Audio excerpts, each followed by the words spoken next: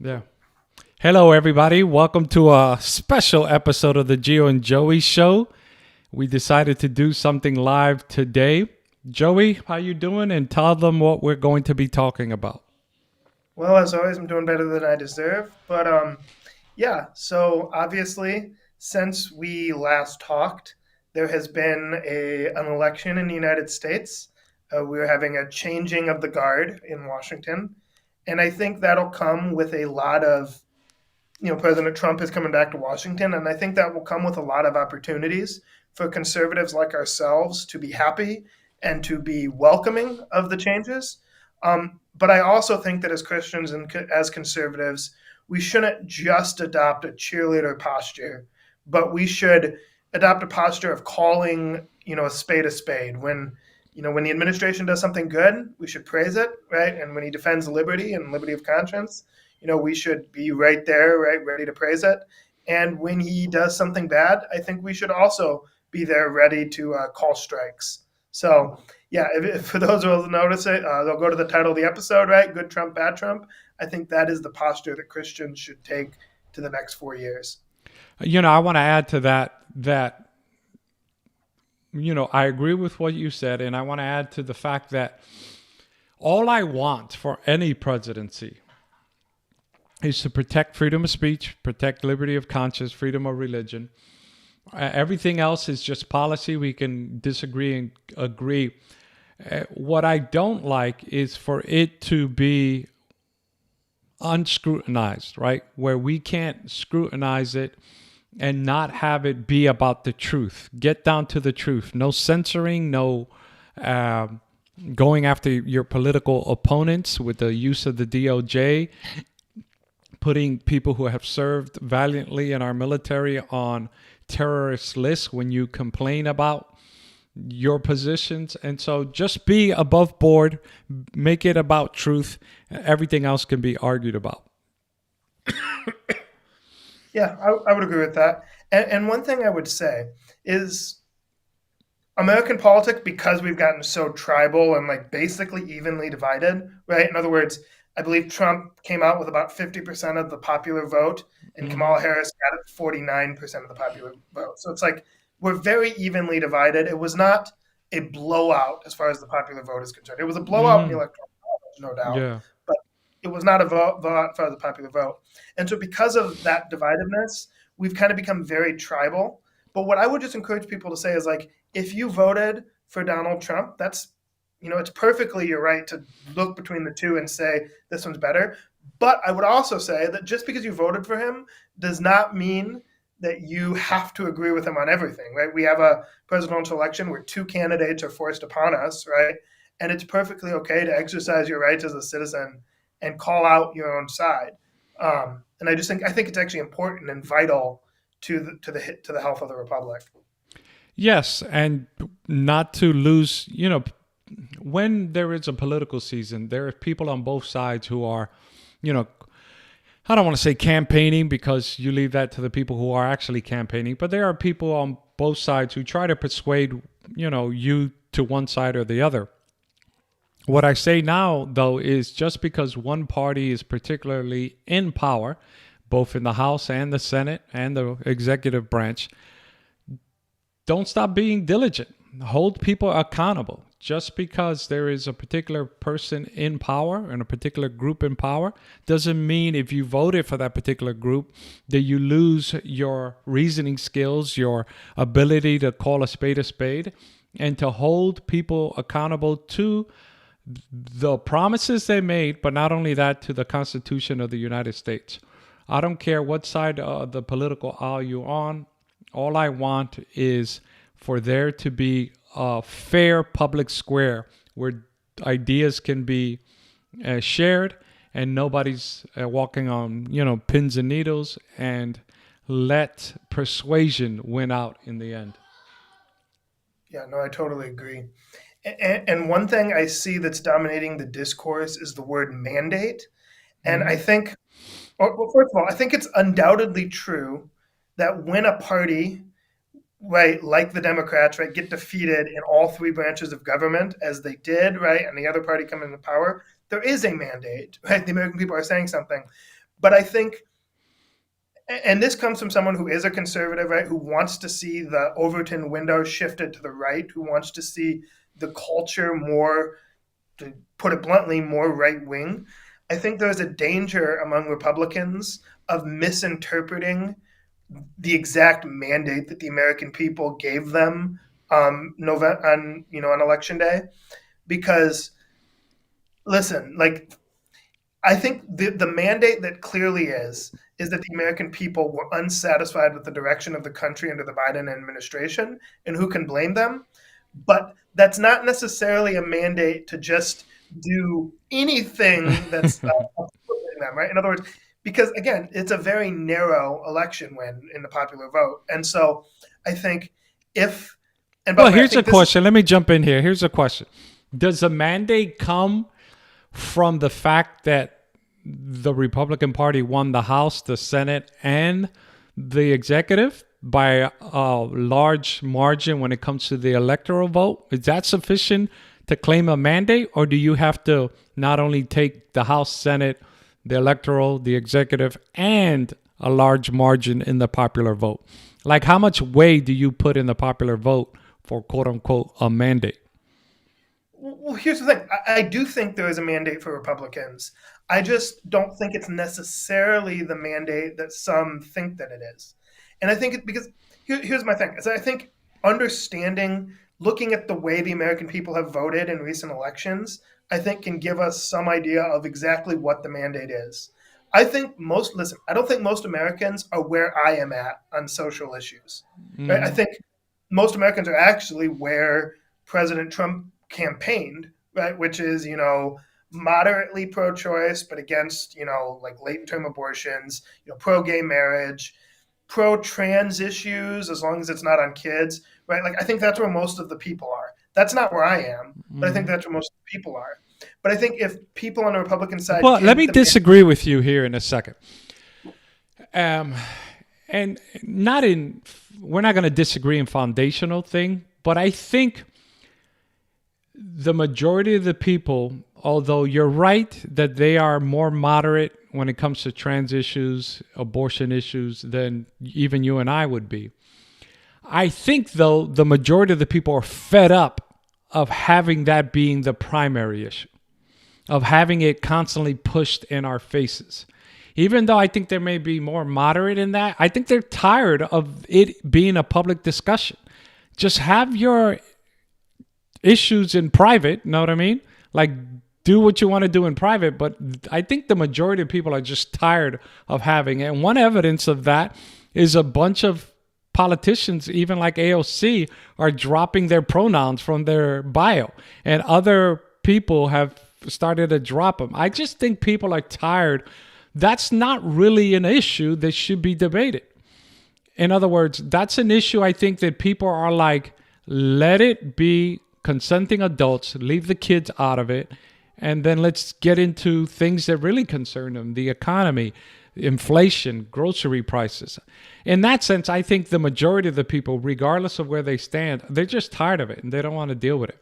As a matter of fact, Joe Rogan just said in a recent clip that he has a lot of Hollywood friends who are happy that Trump won.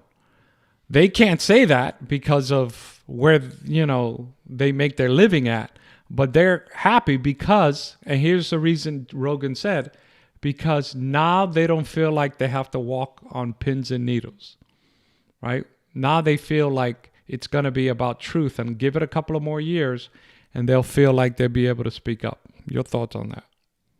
Yeah. So again, I mean, I agree with what you're saying there, but Mm, I didn't get to what I actually think the mandate is, because I do think that there's a okay. mandate for Republicans. But I think if we look at it, and I think we have to go back, look at the 2020 election. What did the American people do? They threw the Republicans out of power. And then in 2024, they threw the Democrats out of power. Because I actually think the mandate for both sides is the same, right? In other words, what the American people are saying in these elections, I think, in these narrowly close elections, is that um, they don't want craziness, and they don't want the extremes, right? They want a calming presence. What did President Biden, now, I always thought this was a lie, right? But what did President Biden campaign as? He The campaigned as a adult in the room. the adults in the room, and he won. He won as portraying himself in the primary as not Bernie Sanders, and that's how he won. And then that's how he won in November.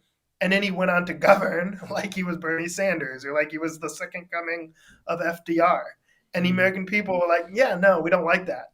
And so I think what the American people actually want, they want security in the foreign policy front. They don't want to feel like the world's burning down. They want a good economy, and they want a president who they can turn off the news and like the country just kind of runs. They don't have to think about Mm. politics all the time. The danger, I think, is that I think there are some Republicans who are interpreting the mandate to mean that the American people just want pedal to the metal, like an acceleration of everything like to the right. And I think that is likely to trigger left wing resistance in 2026 and 2028. And so I would just caution Republicans, govern well, right? Like focus on the essentials and the social issues and issues like, trans issues and stuff where the people aren't where I am, move the country gradually in our direction. But I feel like if they take the wrong message from the mandate to just pursue everything the opposite of the left, I think we may end up with another 2022 in 2026. Yeah, I could see that. But let me bring this up. The Doge. It's actually a reality, right? Department of Government Sort of. Efficiency. It's not actually a department. It's just two concerned citizens are going to take a hack to the government and see what's actually done. They're going to make recommendations. Let's see what's done. The principle of Doge, I'm all for it, right? There's too much government pork. There's too much government spending. There's too much stuff. Like I saw some of the things, like $500,000 on studying transgender apes. Like what? All this wasteful spending. However, how do you think it's actually going to make a practical implication? Like, how will the American people benefit from it? I mean, I'm not going to lie. The fact that it's not a government agency, the fact that it doesn't have any actual authority, like the fact is, people forget we actually already have an agency of government accountability, and it actually makes good recommendations.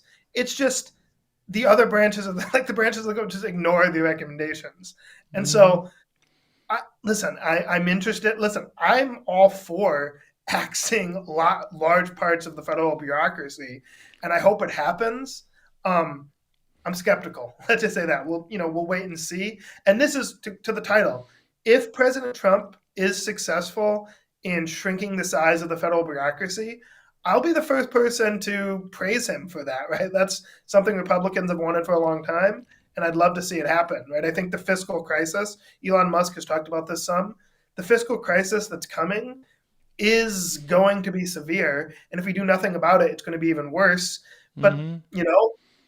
both parties going into this election, right? The nominees of both parties promised that they're not going to touch the main driver of that, which is Social Security and Medicare. So if that's the case, right, then you're just trimming around the edges. But again, we'll see, and I'm willing to hold out hope that that the administration actually follows some of these Doge recommendations.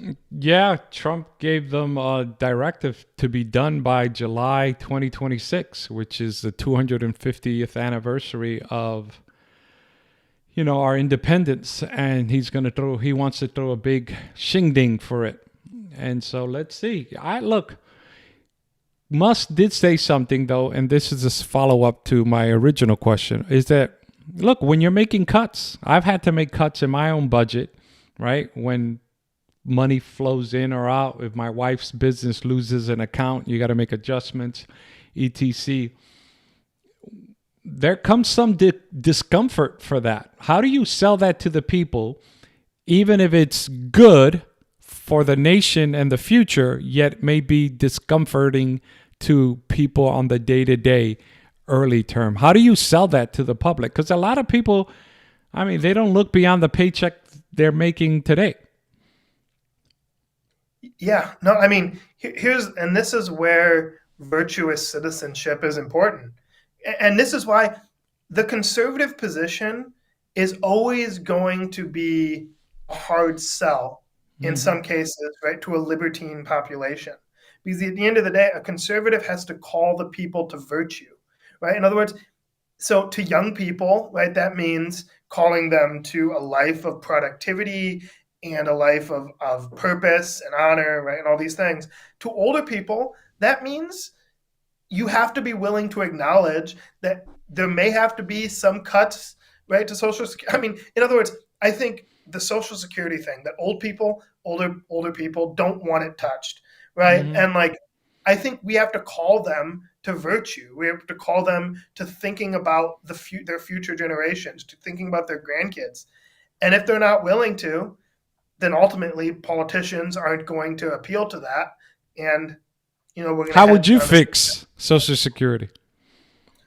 I know I have an idea that's, it's been I mean, played I with, think but some form of privatization or hmm, uh, is going to have to happen, right? I mean, right now it's headed towards insolvency, so yeah. something has to be done. I think we should make sure that we have a policy that takes care of people who are currently in retirement, people who are near retirement, but we have to have a future facing plan that also takes care of Gen Alpha, right, and their future and their economic future. So we have to balance both interests. I would do it like a 401k type thing where you pay into it, obviously from your own salary for all these years, into an S&P 500 type mutual fund. Because obviously it's banking on the strength of the American economy. Throw in some foreign stuff just to be a little bit balanced. But then for like a few years, have also, the government put some in there for you. You know how when you have a 401k, you put in the majority and your employer puts in some. So everybody then is guaranteed a little bit, but it's reduced to the amount. And have it actually be money put in there, right? Because once it goes into the fund, the government can't take it back out. And so I would like to explore something like that because look, if we do nothing now, it's insolvent. And so, that's not good. And I've mentioned in previous episode, Texas has 3 counties that opted out of Social Security, and they get double the benefits, close to $5,000 a month. You think you could live off $5,000 a month retired with no house payment, no, kids are gone, making their own money? Yes. And so I'd like to do something like that. Now let's transition, right? Because he made a lot of picks. Tulsi Gabbard, you're not a big fan. I don't know much about her, but I do know that people are allowed to change. She was once a Democratic congressman from the state of Hawaii. What don't you like about her? What are your cautions to the public about her? And do you think, regardless, whether she would do a good job in her new position? Yeah, yes, she has entered the Republican Party. I do not think that she has credibly shed her left wing views. I think that on foreign policy, she has a habit of blame America first, Mm-hmm. and take this and take the for granted the opinion or the perspective of America's adversaries. And so I'm quite concerned. Obviously, as of listen, in 2016, she endorsed Bernie Sanders, right? Very far Mm-hmm. left candidate. She was the vice chair of the DNC, I believe, right? So like, this is not somebody who was like just some mild mannered mid or centrist, left wing Democratic congresswoman. This is someone from the far left of the Democratic Party. Okay, but let me jump in here. But Bashar al-Assad, who literally gassed children in Syria, and so I don't know. Those are some of my concerns. okay, but isn't the fact that the party probably turned on her that she finally woke up? Right? People are allowed to wake up. You look at Saul; he later became Paul, right, and converted. And so, the extremes on the left. I mean, the left went as so far as to put her on a terrorist watch list. And I find the irony that now she's in charge of that list. It's like a big go play yourself move by Yeah, Trump. I Your just don't, thoughts on that? I don't believe that she shed her bad views on foreign policy. I don't believe that she shed her blame America first views. And so I am still going to call. I'm going to call that as a strike. And Hmm. like I said, I'll call balls and strikes for Trump. I think. Listen, I praised some of his appointments, and hopefully we'll talk about those. But Yeah, yeah, we'll this get to most of them. that was definitely not one of them. Okay. All right. I don't know much about her. I think she is. I've seen some of her footage on training and stuff. I think she's a bad woman in that sense. Like what was the mother in Terminator? Sarah Connor. You know what I mean? She has that Sarah Connor type vibe. Hopefully she changes. Obviously, the beauty of her appointment is that there are other people in government that she has to share information with. And, things can be balanced out. In a boardroom, you don't want everybody with the same opinion. You want to hear different opinions. And if she has different opinions, I'm pretty sure in the end, it's a consensus. Trump will, I guess, lean on the totality of his counselors. Let's go to another one you're not a big fan before Gates for Attorney General. I don't know much about him except from viral YouTube clips where he's sticking it to people. Um, and I did hear that there is some allegations that he had an illicit relationship with a 17-year-old. What's the background on that, if you know more about it? And how old was he at the time? Is this recent? What's going on with that?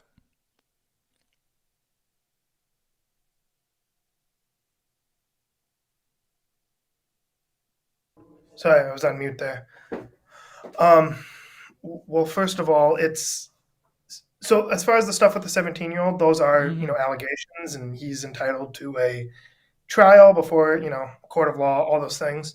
But as far as attending sex parties and stuff like that, he's admitted to some of that, right? And the senator from Oklahoma, uh, Mark Wayne Mullen, I believe his name is, has literally talked about how on the House floor, right, Gates would show pictures of his exploits and talk about crushing downing ED, like not ED, sexual performance drugs, and Yeah, then downing ED medication. Yeah. yeah, ED medication, right? And so, listen, he's obvious, but regardless of the criminal aspects, which innocent until proven guilty, all that, Mm-hmm.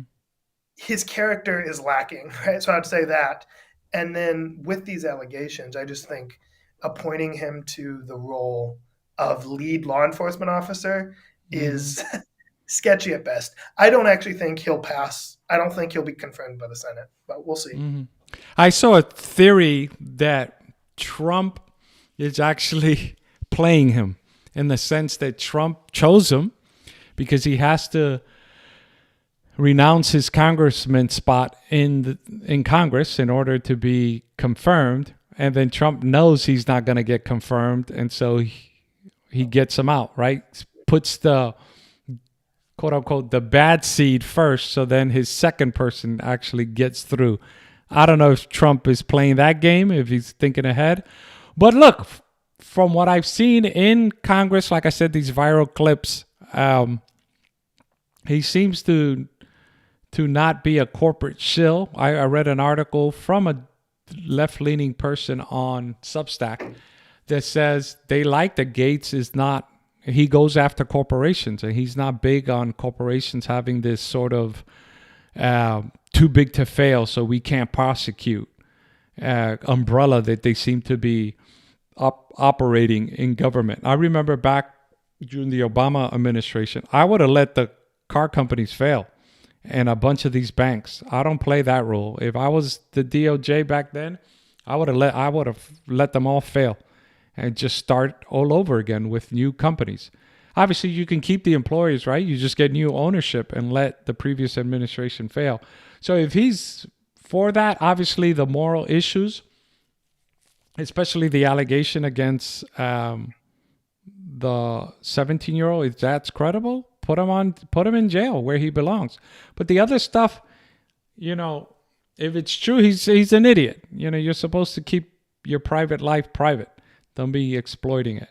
But let's see. You don't think he'll get nominated? The more I I mean, he's hear, out of it. I mean, not nominated, but voted in through Senate. The more I think about it, he probably won't. But my question is, why do Republicans hate him so much? Well, I Sometimes mean, it's he's a chaos. because yeah, well, no, but sometimes it could be because you're not going to be no nonsense, and people who are like I know she's not Republican, but Elizabeth Warren is railing against the next guy we're going to talk about, RFK Jr. But she's big in the pockets of pharmaceuticals. So that being said, what do you think of RFK? I have mixed feelings. Mm-hmm. I think there are limited issues where he says some true things on, but I also think he says a lot of dangerous things. And so, Examples. Just don't throw it out yeah. there. Well, for one, I think that his crusade against all vaccines is very likely to get American children killed. I'll just be Mm-hmm. frank, from diseases that have been eradicated and have no business coming back. Now, I think part of But the his hold on. But not read. I heard somewhere that it's not that he's against vaccines. It's just he's against the amount of vaccines, and that vaccines have to be thoroughly tested before being applied. He mentioned that when he was growing up, he had 3 vaccines and he took them all and no big issues. But now, and I'll tell you for myself, my wife being a medical doctor, our girls are vaccinated, but they do not take the full schedule of vaccines that doctors recommend, and we do not give it to them at the schedule that the doctors recommend, all on top of each other, basically. We spread them out and we choose the ones. So there is room to go after vaccines. Not all vaccines are needed. Yeah, here's the problem. I'm Mm-hmm. I'm opposed to government mandates. I think Mm-hmm. parents should be allowed to make decisions. But here's the problem. And this is the problem with anything that's a pendulum swing, right? And I think the health establishment in COVID did a lot of this credibility bashing to themselves. Um, Oh, but we're going to show a video here about that that. doesn't make everything that happens in response good. Right? In Mm-hmm. other words, yeah, the COVID vaccine was a very specific thing, right? That did not go through proper testing channels, was expedited, and so I think it was perfectly natural to have legitimate questions about it, and I still have questions about it. That's one thing, but there are many vaccines that have been on the market for a long time, and you say like he says that he's not you know completely anti-vaccine, but he has made many numerous claims throughout the years about all vaccines. And listen, while I think people should have choice, I think Mm-hmm. that choice should actually be based on facts. And like, in other words, like vaccines do not cause autism, right? Like Mm-hmm. that's been debunked thoroughly many times. And yet, even recently on Joe Rogan's show, he was kind of pushing that line. So I just think he goes too far in some of these things. You know, these vaccines, as you say, have been thoroughly tested, but there are ways to make the vaccines even better. I'll give you an example. My wife, when she was working for hospitals, and this is prior to COVID, she was mandated by her employer to take the flu vaccine every year. Well, my wife would drive sometimes up to an hour away to get a flu vaccine that had very minimal other things in it, right? And the reason she had to drive an hour away for that is because those type of vaccines with the minimal stuff in it don't have a long shelf life, and therefore, only few places had it, and she would go and get it. So she wasn't opposed to getting the vaccine. She just didn't want the extra junk in it. And I think that's what, give me a second. That's what I think we should be after when it comes to vaccines. We should have vaccines that aren't necessarily made for profit per se, right? Where they throw all these things so they can have maximum shelf life. Let's get the healthiest version of the vaccines to people, and let's have a conversation. One thing I am, like I said, I don't know much about Robert F. K. Jr., but one thing I am happy about is that he's going to go after the food industry and all these extra chemicals that nations like in Europe don't have in their Fruit Loops. You look at the Fruit Loops, not that people should be eating Fruit Loops to begin with, but if you look at the ingredients in a lot of the food in America compared to food in other places, and we have more ingredients in our stuff. Why? Let's look into it. I know I'm happy that he's going to bring new eyes to, and let's not make it sound like he's the only one making decisions here. He's going to have to go through people and boards and things like that, but he's at least bringing it to the attention that we have to, this is the greatest country in the world, as you and I agree, and we're one of the most unhealthy. Why? We have to get to the bottom line of that, and I'm glad he's bringing more attention to that. That being said, I need to show this video. It's a need. President Trump wrote on Twitter, "Don't be afraid of COVID. Don't let it dominate your life." Don't let it dominate your life. In terms of responding to a comment like that, it's gross. It's okay to be afraid of COVID, and it's okay that it's dominating your life. Everyone should be afraid of COVID. You shall know the truth, and the truth shall set you free. I can't come in, Mom. It's because of this flu thing. We won't be free of this pandemic until we listen to the acknowledged truth. Listen to the scientists. Science is truth. Science is truth. What is the impact to public health when people are openly questioning the science? Now is the time to do what you're told. By not hearing the truth, by not listening to the scientists, they are prolonging how bad the economy will be. When I see somebody out in the world who's not wearing a mask, I instantly think you are a threat, or you are selfish, or you are a COVID denier, and you definitely haven't been vaccinated. You don't wear a mask in the house. What is that? Are you vaccinated? I am. So why are you wearing a mask? Seek out the scientists and listen to their advice. Listen to scientists. Listen to the scientists. Trust the experts. We're going to trust science. We're going to trust the experts. Parents who say, well, I need to do my own research. Makes you think of that cartoon I saw on the tombstone that said, I did my own research. Republicans have given their voters license to believe whatever they want to believe. Heard somebody saying, listen to the scientists? Do that. Let's listen to the scientists. That phrase, do your own research, is popping up a lot in conversations about coronavirus and about COVID vaccines. Doing your own research, it seems so innocent, but it can have serious consequences. Renee, what are the roots of this phrase? I feel like I used to hear it around QAnon craziness. Chase somebody over a mask. Chasing this lady over not wearing a mask. If some jerk exposed my mother to COVID because they didn't want to wear a mask, I would want to kill them. We can watch the experts, but we shouldn't be listening to Trump, a non-medical professional. Well, the answer is listen to Bill Gates. Bill's right about a lot of things, and he's a steep learning curve in global health. And we're really seeing just how important it is to follow science. Yes, exactly. And we need to listen to scientists. The idea that people are questioning the science behind the vaccine. The science checks out. Even if you don't believe in the science, you think you're tough enough and you're healthy enough and you're young enough, the scientists were right all along. Eventually, the science catches up with you. Are we doing more harm than good by questioning the science behind J&J? Trust that vaccine. Trust the experts. Listen to the medical experts. Trust the experts. If you don't understand the science, you don't know what you're fighting. Just let the experts speak. So maybe you should just shut up right now. You don't want to take advice from your golf buddy or from your aunt. You want to listen to the scientists. Can we all stop saying, I need to do my own research? You see the ultimate effects of what happens when you don't listen to the scientists. This isn't about being scared. This is about scaring us straight. Science, science, and science. Only listen to the scientist. If we follow science, imagine, instead of staying locked up in the room, they're able to hug their grandchildren. This isn't about freedom. It's about freedom for your neighbors. You can give each other a hug as long as everyone is fully vaccinated. Listen to the scientists like the rest of us. We have to listen to the scientists. We'll listen to the scientists. Every scientist, every expert, listen to the experts. Listen to the science because the science works. Very much. Yeah. I think trust science. What do you think of that? I would never forget the foolishness that we supposedly did in the name of science. And now many, many people are suffering the consequences from this rushed to the scene vaccine. And who's going to hold them accountable? Which is why I'm all for what RFK Jr. says.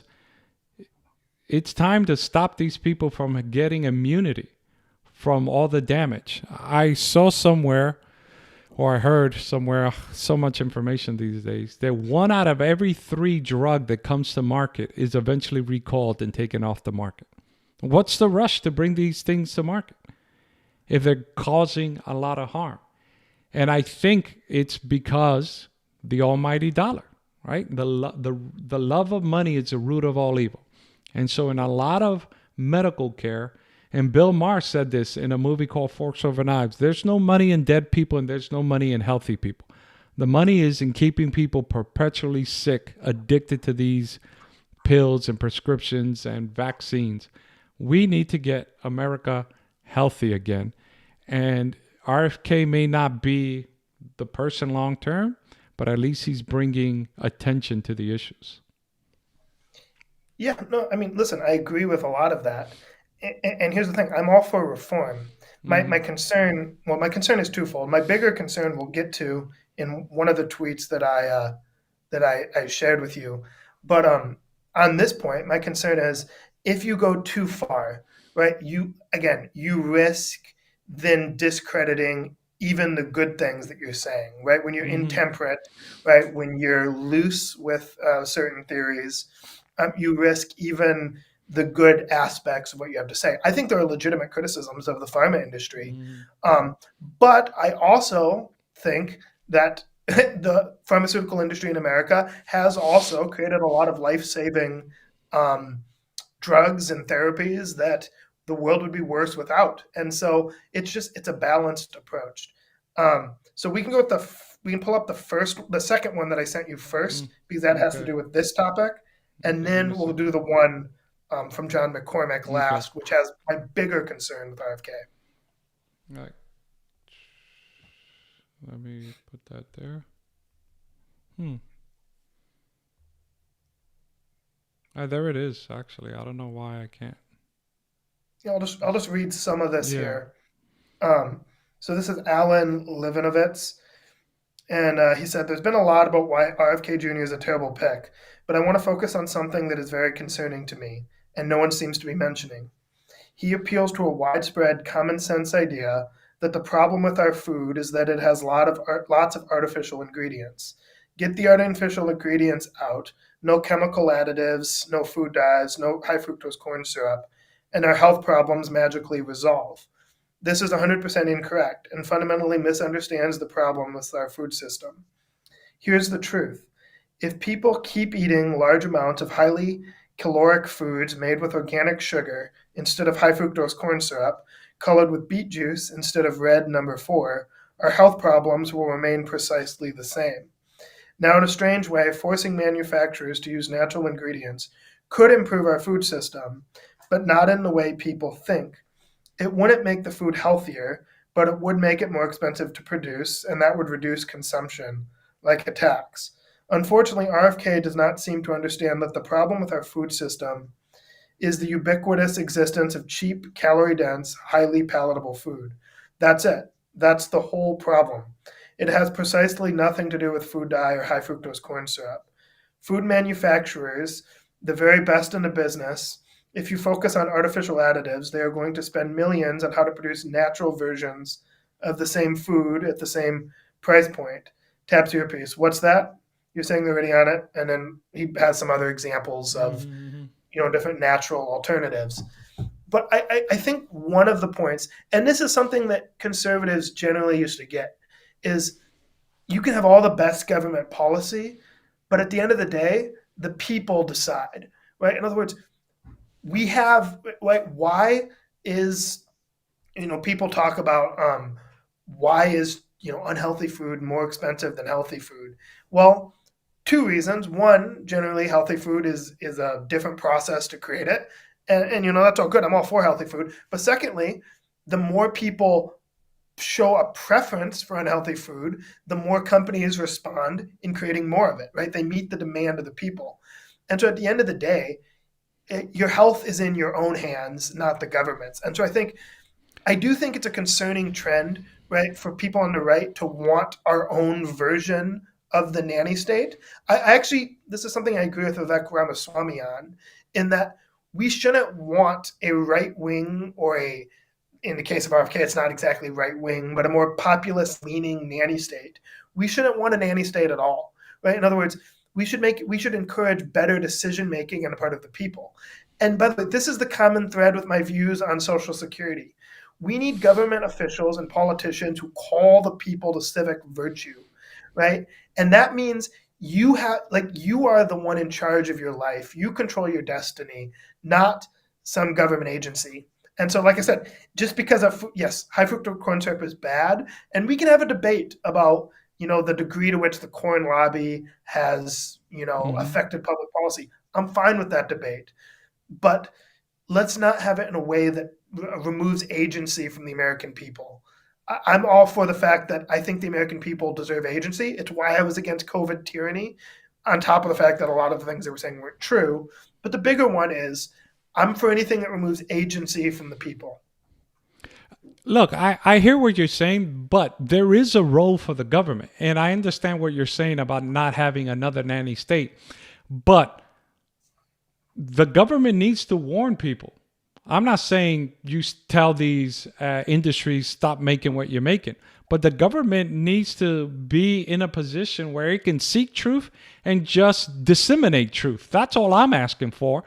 But because right now it's one-sided. You saw the video we just said. All the mainstream media and these crony government officials like Fauci, they were all shilling for pharmaceuticals. What I want is for the truth to come out. Look, I go to the same grocery store most unhealthy people go to, but I don't make the same choices they make. So I'm fine with choices, but the government needs to be disseminating truth. And truth when it comes to health is out there. And let the people decide. But right now, it's one-sided. Trust me, as someone who tries to help a lot of people get in shape and lose weight and eat healthier and get better internal numbers, what they get from the government and from the populace is horrendous, and which is why most people are unhealthy. And so bring more attention to this.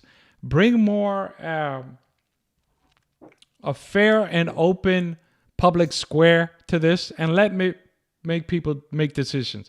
But am I against them cleaning up the processed food industry? Nope. Why? We got rid of cigarettes. Well, some stuff is just as bad as cigarettes, right? Let's get rid of a bunch of things, and let's get more to. I would add we didn't get rid of cigarettes, right? In other words, no. But I'm saying like the shilling for them. They're no longer on public radio. You can't have it on TV and stuff like that. Let's do the same with other things and let people make choices. Yeah, I mean, I think there's legitimate First Amendment concerns about regulating what people can and cannot say, and I think that should be an extraordinary measure. Because, like I said, anytime you give the government authority, it's always going to push the bounds of that to increase more authority. That's just the nature of government, and so I'm always cautious about that tool. Yeah, okay, but at this point, it's so far left. If we bring it to the center, we need to bring it there, right? Yeah. Right now, it's so far left. I mean, we got pharmaceutical ads on Super Bowl commercials. I mean, let's just say this. I think there's this fundamental contradiction in the Trump team and administration. On one hand, right, there's a lot of talk about cutting bureaucracy and cutting regulation. And on the other hand, there's a guy who's brought in who I don't think he's ever found a regulation that he doesn't like throughout his career. And so I just think, listen, I think, yes, the government is a tool that ought to promote good things. I'm all for changing the dietary, like pyramid and stuff that the government's put out, totally ridiculous. And all these, that's fine. But I think when it comes to the enforcement mechanism, we need to be careful. No. Yeah, that's different. Because also, remember, the Trump administration will not be in power forever, right? Republicans will not be in power forever. So any authority that's granted to them, right, that they take, that'll again be in the hands of a left-wing administration. So I say we take the Vivek Ramaswamy approach and smash the bureaucracy, not enlarge it. All right, let's get to the second tweet. Yeah, let me. I'll read it there. I can read it. Mike Pence, the guy I voted for in November, Mike Pence calls on Senate GOP to reject the RFK Jr. nomination. If confirmed, this is Mike Pence quoted. This is quoting Mike Pence now. If confirmed, RFK Jr. would be the most pro-abortion Republican-appointed Secretary of HHS in modern history. On behalf of tens of millions of pro-life Americans, I respectfully urge Senate Republicans to reject this nomination and give the American people a leader who will respect the sanctity of life as Secretary of Health and Human Services. the Trump-Pence administration was unapologetically pro-life for our 4 years in office. There are hundreds of decisions made at HHS every day that either lead our nation toward a respect for life or away from it. And HHS under our administration always stood for life. I believe the nomination of RFK Jr. to serve as Secretary of HHS is an abrupt departure from the pro-life record of our administration and should be deeply concerning for millions of pro-life Americans who have supported the Republican Party and our nominees for decades. For the majority of his career, RFK Jr. has defended abortion on demand through all 9 months of pregnancy, supports overturning the Dobbs decision, and has called for legislation to codify Roe v. Wade. If confirmed, RFK Jr. would be the most pro-abortion Republican-appointed secretary in HHS modern history. The pro-life movement has always looked to the Republican Party to stand for life, to affirm an unborn child has a fundamental right to life which cannot be infringed. On behalf of tens of millions of pro-life Americans, I respectfully urge Senate Republicans to reject the nomination and give the American people a leader who will respect the sanctity of life as Secretary of Health and Human Services. And this is my broader concern, is I think if conservative Republicans, right, social conservatives, accept lying down the Republican Party's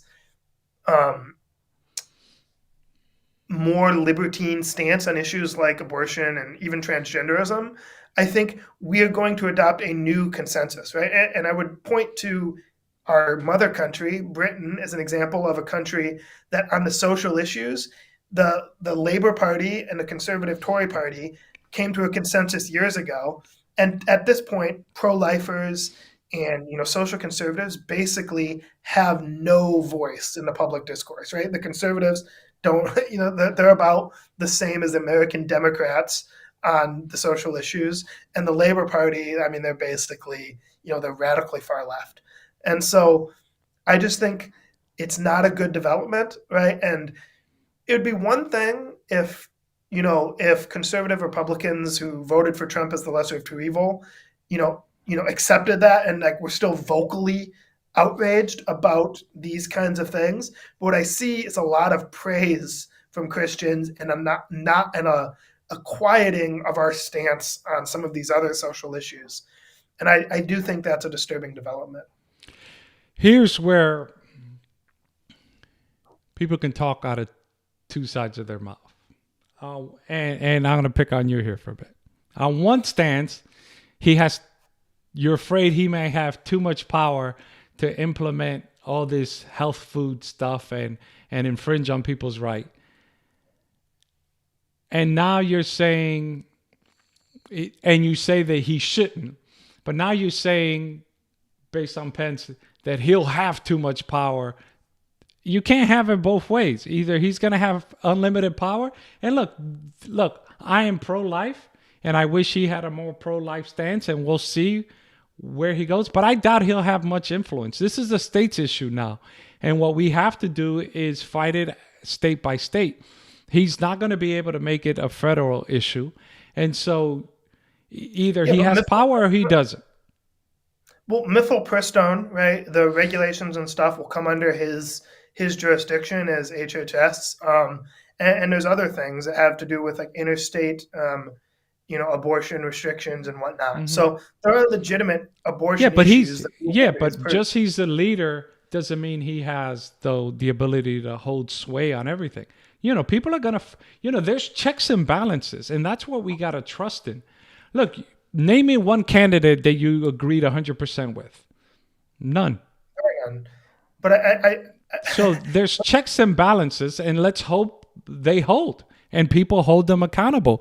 If you were talking to RFK, be like, hey, look, you're part of the Republican administration and we don't tolerate this stuff. So either keep your mouth quiet or make your stances, less. And that's where I believe checks and balances come in strong and have to see if they stand their guard. If not, we hold not only RFK, but other people are accountable to the checks and balances of the mandate they've been given. But it's not merely about the checks and balances. It's also about, it's just simply a fact, right? The Republican Party today is, on a lot of these social questions is to the left of where Barack Obama ran in 2008. That's simply a fact. There are many Republican Congress people and Republican, this administration, right, whose position on, gay marriage, right, even on trans issues, where Republicans are basically unified. Praise God that, stuff like this shouldn't be on minors. But even the position that, men can become women, right, or should be allowed to as adults, right, that is a radical position that not a small, I wouldn't say it's a majority, but not a small portion of Republicans at this point basically adopt, right, that it should be. But here's the question, right? I'm just pushing back here just in a conversation. So we're going to blame that all on RFK Jr.? No. But my problem isn't so much RFK himself. Yeah. RFK has been a committed leftist his entire life. I think he's been fairly honest about what his views are.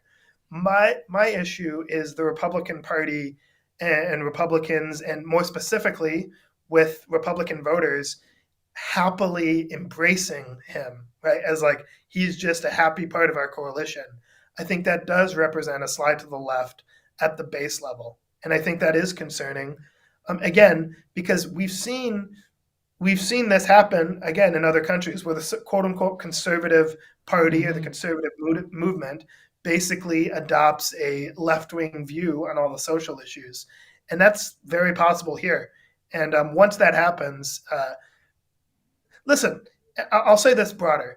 If Christians lose, because I'm a fan of democracy and all that, right? Right?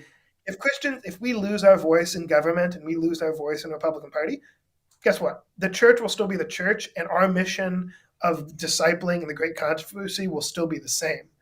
But I don't think we should lose our voice in the public square, we should just let it happen. I think we should. Yeah, exactly. And we should call people to account. But what I see is when a lot of conservatives, right, like Mike Pence, call RFK, they get labeled by other conservatives as, oh, well, you're not being sufficiently loyal. You're not towing the party line. And I think that's the danger, right? The danger is that the socially conservative wing of the party is isolated from leadership, right? And it's just where it becomes, oh, pipe down, right? Like that's, you're upsetting the coalition. And I think that is a danger. And I think that's something that we should guard against. No doubt. No, but that's where we started the show, with the fact that we have to hold these guys accountable, right? If you voted for this administration and everything it does, that doesn't mean you just kick back, relax, and let them do whatever they do. And that's where, holding them accountable comes in. But what's the alternative?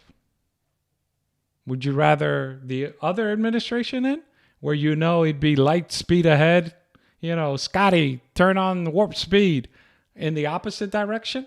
That's where we as Christians have to hold them accountable through pen, voice, vote, but primarily through prayer, right? But ultimately, Joey, let's be straight. We know where this is headed. And not just talking about this administrative. I'm not just talking about this administration, this country. We know where it's headed. So our goal is to try to hold back the winds of strife as much as we possible. And let me put a plug. If you want to know where this country is headed, continue to listen to the Daniel series on Friday night. We'll get there when we get to chapter 9, 10, 11, and 12. But until then, I'm so glad that children are going to get a chance not to be bombarded with the woke virus. All right. This is going long. Any of the other appointments that you wanted to discuss? Yeah, so we've been hard. I've been calling a lot of strikes on the Trump administration, but actually, I have a lot of defenses of them too. And to your point, I'm glad Harris lost. Right?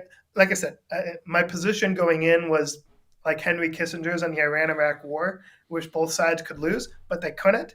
And in that case, I'm glad that the American people rejected the progressive vision of the Democratic Party. I think that's good. I just hope that they will also push back on the progressive side of the Republican Party as well. But now in praise of Trump, including a controversial praise, widespread, I think most people praised him for his Secretary of State appointment, Marco Rubio. I think Marco Rubio was a solid choice, and I openly defended President Trump on that. And then, more controversially, I defended President Trump on the appointment of Pete Hegseth to Secretary of Defense. A lot of people, including some on the right, were saying he's not qualified. He's not a general. He's a Fox News host. Yeah, that was the dumbest thing. Look, but the Fox News thing, real quick, the Fox News thing, it just, here's my caution to the listeners. If you did not get your news on who to vote for from mainstream media, then do not get your news from mainstream media to assess whether these are good appointments or not. Do your own research, because mainstream media is lying. How do I know they're lying? They're opening their mouth. Simple as that. Get your information from other sources. And whether you want him confirmed or not, I never heard of this guy, actually. But that whole or he's only Fox News host, it's just plain lying. This guy's double bronze medal, which is valor. He has served for over 20 years.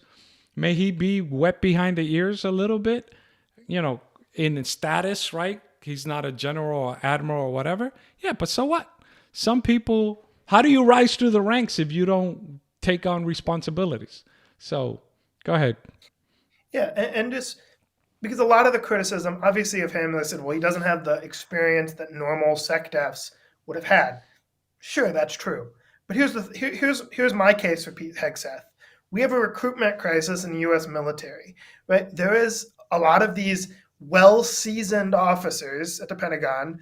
I don't think a lot of them believe this stuff, but for political correctness reasons, have gone along with a lot of woke stuff. How many ads have we seen from the military about, these female soldiers to gay moms, or, drag soldiers finding their joy in the military? And this stuff is ridiculous. We have a recruitment crisis at the same time as the international, global order is destabilizing to a dangerous degree. We need a strong military. And the thing about Hegseth is he's a combat veteran, so he's an actual enlisted guy. He has the respect of enlisted types, the types of people, and this is going to be politically incorrect of me now. Listen, there's other groups that join the military, right? And they're all praised. But generally speaking, the types of people who the military needs are young, straight, patriotic American men, right? Women, that's a whole nother debate that we can get into maybe later. And I have issues. I'm not in favor. I'll say it now. I'm not in favor of women having a combat role. But that's the debate. Even if we're going to allow for women in combat like we now do, the American military could survive without every single female military person. It could not survive without young, patriotic American men. And Pete Hegseth is the kind of guy who I think could restore the trust in the American military with those young men. And so I think that's good. That's in his favor. And then as far as, listen, he's not some reactionary isolationist. He's generally been anti-Putin. He's been anti-China. He's anti-North Korea and Iran. And so I think he's directionally, he's in the right, he's positionally in the right ideological space. And so, listen, will there be concerns with a Pete Hegseth? Sure.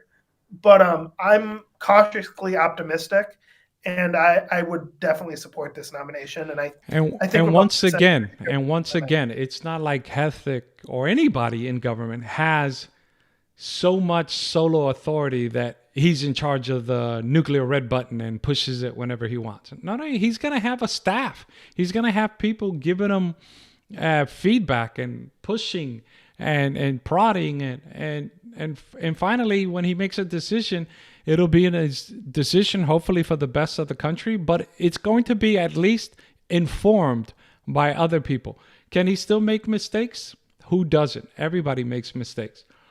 But we have to, this is where we have to trust that at least what some people voted for is the free exercise of ideas flowing in this government. And it's not a monolith where everybody is just going one way because that's what they're pushing, right? This whole, can we bring some respect back to the White House as far as these parties that they throw and trans people flashing their boobs, and let's get back to decorum. Maybe that's all I can hope for. Go ahead.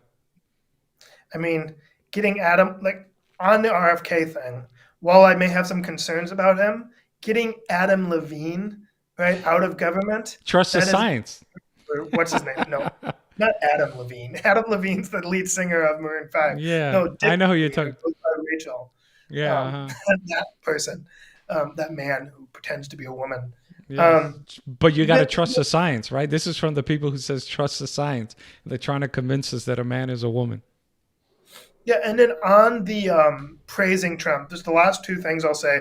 His appointment to the CIA director, John Ratcliffe, I think is a very solid choice, as well as his national security advisor, Walz.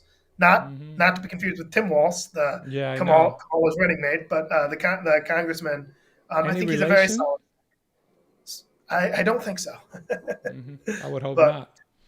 I guess just my final message in closing would be, as Christians, right, while we may have leanings towards a certain political party, our ultimate loyalty is to Christ.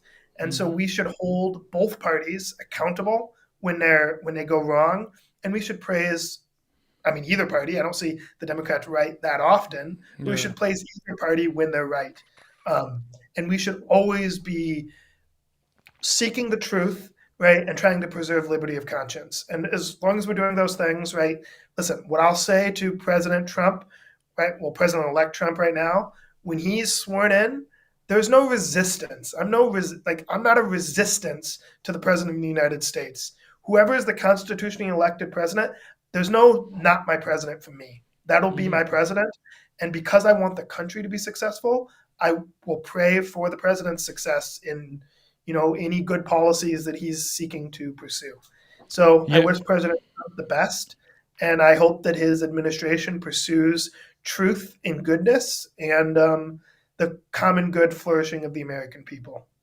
My closing thought is basically along the same lines. Look, all I want is for open public square that it's not being censored by big media. And that the truth comes out and let people vote based on truth. Second, we have to hold this administration accountable. If there are things you like, because you voted them in, if there are things you don't like, hold them accountable. Democracy does not stop at November 5th, right? Democracy is an ongoing thing that we have to stay vigilant and diligently pursue truth in all matters. That being said, I want to leave this lasting image of our conversation, right? Who would you prefer, right? Who do you prefer? Trust the science, right? As the video says, well, there's one mindset that says that men can be women and that is the Department of Health. No, thank you. Truth at all cost. Until next time on the Gio and Joey Show, be blessed and take care. Take care.